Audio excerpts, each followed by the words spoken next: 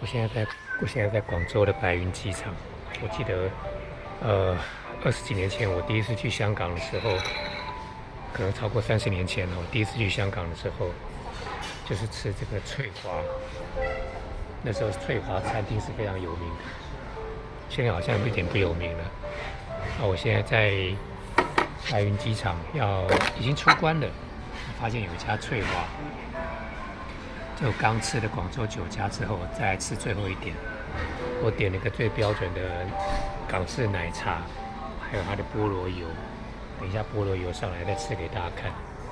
这个菠萝这个奶茶真的我蛮喜欢这种味道的。我实在不知道他们怎么冲出来的，但这种奶茶真的蛮好喝的。好像很不健康，反式脂肪很多，但是偶尔喝一次吧。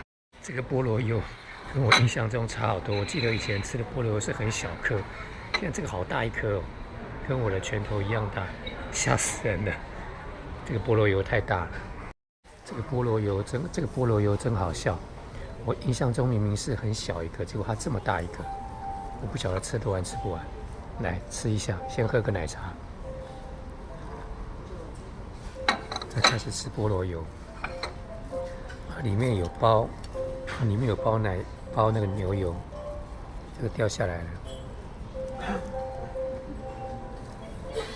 不够热的感觉，但是很沉。好大一个，它没有特别加热的样子。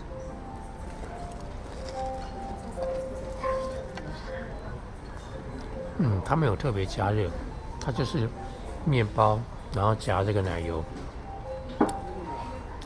这样不就失去吃菠萝油的意义了吗？